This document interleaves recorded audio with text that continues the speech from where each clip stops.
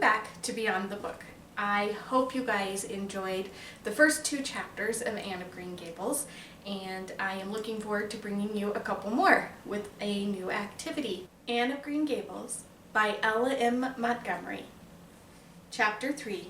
Marilla Cuthbert is Surprised.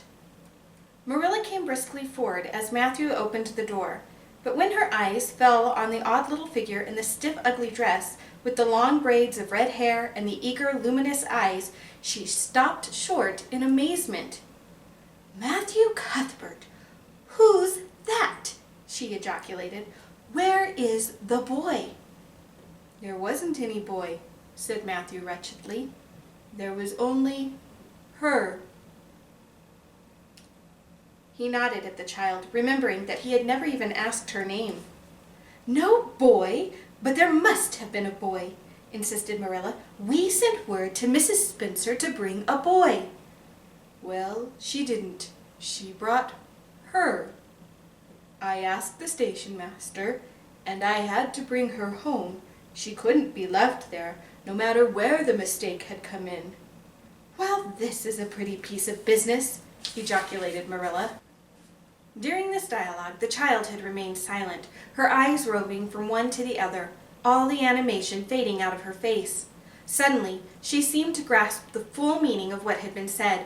Dropping her precious carpet-bag, she sprang forward a step and clasped her hands. "You don't want me?" she cried. "You don't want me because I'm not a boy? I might have expected it. Nobody ever did want me. I might have known it was all too beautiful to last. I might have known nobody really did want me. Oh, what shall I do? I'm going to burst into tears." And burst into tears she did, sitting down on a chair by the table, flinging her arms out upon it and burying her face in them. She proceeded to cry stormily. Marilla and Matthew looked at each other deprecatingly across the stove. Neither of them knew what to say or do. Finally, Marilla stepped lamely into the breach. Well, there's no need to cry so about it." "Oh, yes, there is need." The child raised her head quickly, revealing a tear-stained face and trembling lips. "You would cry, too, if you were an orphan and had come to a place you thought was going to be home and found that they didn't want you because you weren't a boy. Oh, this is the most tragical thing that has ever happened to me." Something like a reluctant smile, rather rusty from long disuse, mellowed Marilla's grim expression. "Well, don't cry any more. We're not going to turn you out of doors tonight. You'll have to stay here until we investigate this affair. What's your name?" The child hesitated for a moment. "Will you please call me Cordelia?" she said eagerly. "Call you Cordelia? Is that your name?" "No, it's not exactly my name, but I would love to be called Cordelia. It's such a perfectly elegant name." "I don't know what on earth you mean. If Cordelia isn't your name, what is it?" "Anne Shirley," reluctantly faltered forth the owner of that name. "But, oh, please do call me Cordelia. It can't matter very much what you call me if I'm only going to be here a little while, can it? And Anne is such an unromantic name." "Unromantic fiddlesticks," said the unsympathetic Marilla. "Anne is a real good, plain, sensible name. You've no need to be ashamed of it." "Oh, I'm not ashamed of it," explained Anne, "only I like Cordelia better. I've always imagined that my name was Cordelia. At least I always have of late years. When I was young, I used to imagine it was Geraldine. But I like Cordelia better now. But if you call me Anne, please call me Anne spelled with an E." "What difference does it make how it's spelled?" asked Marilla with another rusty smile as she picked up the teapot. "Oh, it makes such a difference. It looks so much nicer. When you hear a name pronounced, can't you always see it in your mind just as if it was printed out? I can. And A-N-N looks dreadful. But A-N-N-E looks so much more distinguished. If you'll only call me Anne spelled with an E, I shall try to reconcile myself to not being called Cordelia." "Very well then, Anne spelled with an E. Can you tell us how this mistake came to be made? We sent word to Mrs. Spencer to bring us a boy. Were there no boys at the asylum?" "Oh, yes, there was an abundance of them, but Mrs. Spencer said distinctly that you wanted a girl about 11 years old, and the matron said she thought I would do. You don't know how delighted I was. I couldn't sleep all last night for joy. Oh," she added reproachfully, turning to Matthew, "why didn't you tell me at the station that you didn't want me and leave me there? If I hadn't seen the White Way of Delight and the Lake of Shining Waters, it wouldn't be so hard." "What on earth does she mean?" demanded Marilla, staring at Matthew. She's just referring to some conversation we had on the road," said Matthew hastily. "I'm going out to put the mare in, Marilla. Have tea ready when I come back." "Did Mrs. Spencer bring anybody here beside you?" continued Marilla when Matthew had gone out. "She brought Lily Jones for herself. Lily is only 5 years old, and she is very beautiful. She has nut brown hair. If I was very beautiful and had nut brown hair, would you want to keep me?" "No, we want a boy to help Matthew on the farm. A girl would be of no use to us. Take off your hat. I'll lay it and your bag on the hall table." Anne took off her hat meekly. Matthew came back presently, and they sat down to supper. But Anne could not eat.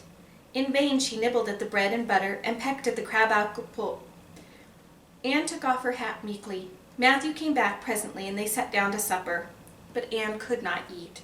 In vain she nibbled at the bread and butter and pecked at the crab-apple preserve out of the little scalloped glass dish by her plate. She did not really make any headway at all.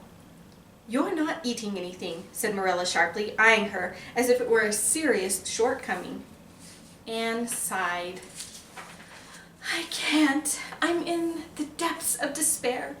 Can you eat when you are in the depths of despair?" "I've never been in the depths of despair, so I can't say," responded Marilla. "Weren't you? Well, did you ever try to imagine you were in the depths of despair?" "No, I didn't." "Then I don't think you can understand what it's like. It's a very uncomfortable feeling indeed.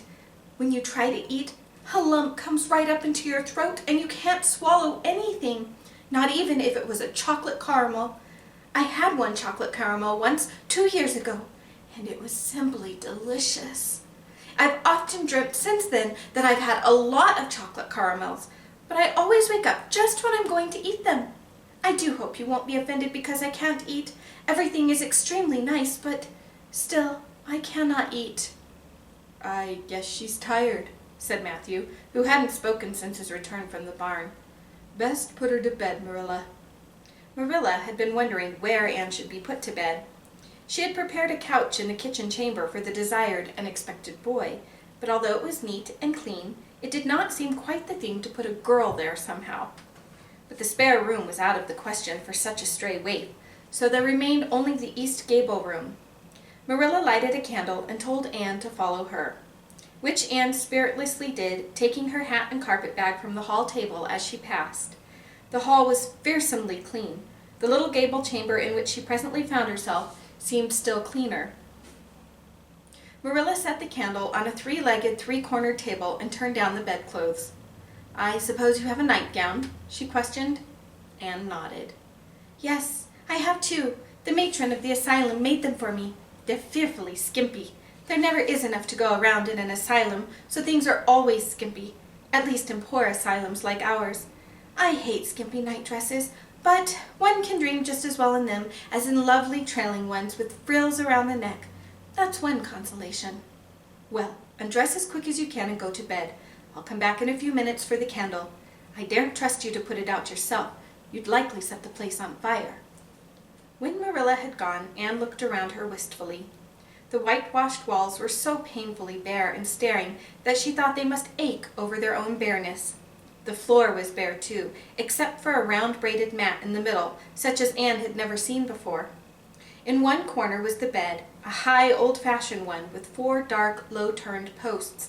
In the other corner was the aforesaid 3-corner table, adorned with a fat red velvet pincushion, hard enough to turn the point of the most adventurous pin.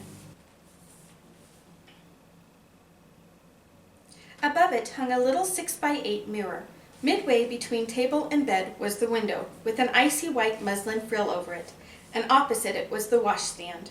The whole apartment was of a rigidity not to be described in words, but which sent a shiver to the very marrow of Anne's bones. With a sob she hastily discarded her garments, put on the skimpy nightgown, and sprang into bed, where she burrowed her face downward into the pillow and pulled the clothes over her head. When Marilla came up for the light, various skimpy articles of raiment scattered most untidily over the floor, and a certain tempestuous appearance of the bed were the only indications of any presence save her own. She deliberately picked up Anne's clothes, placed them neatly on a prim yellow chair, and then, taking up the candle, went over to the bed. "Good night," she said, a little awkwardly, but not unkindly. Anne's white face and big eyes appeared over the bedclothes with a startling suddenness.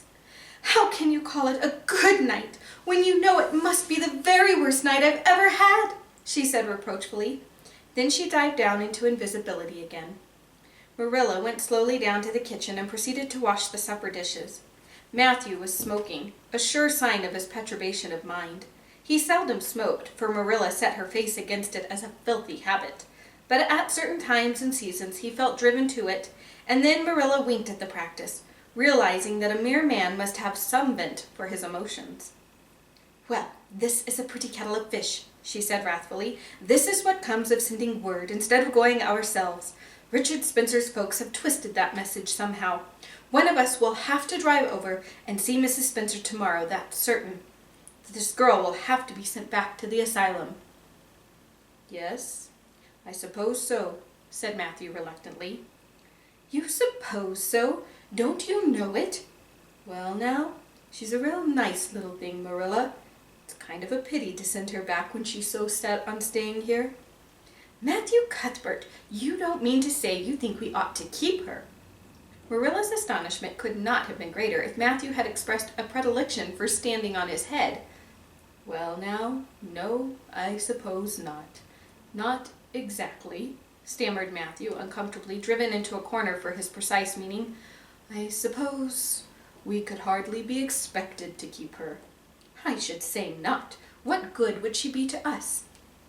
"We might be some good to her," said Matthew suddenly and unexpectedly.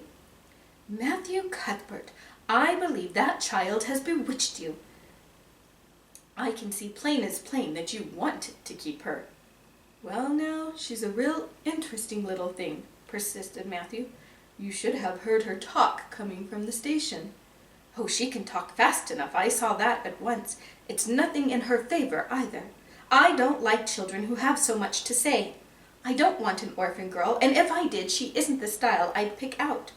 There's something I don't understand about her. No, she's got to be dispatched straight away back to where she came from."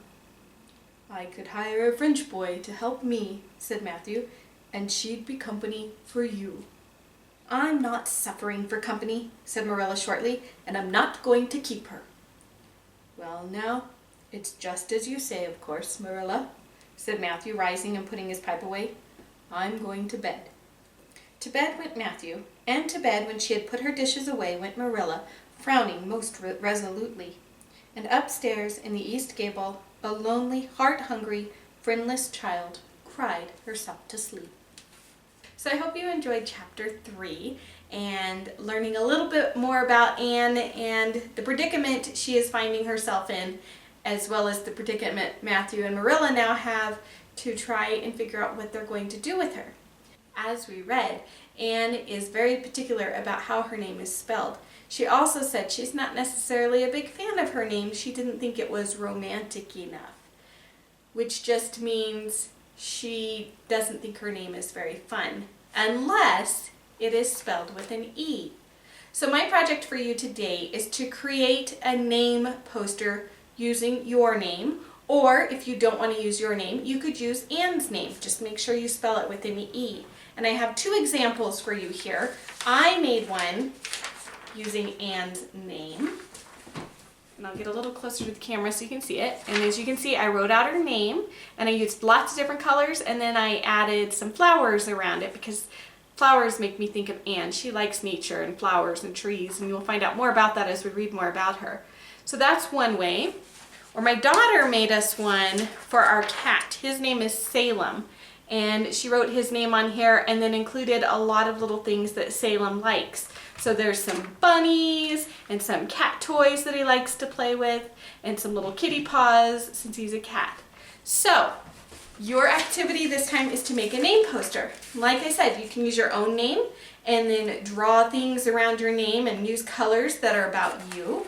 Or you can do a character from the book. So you could do Anne or Matthew or Marilla or even Mrs. Rachel.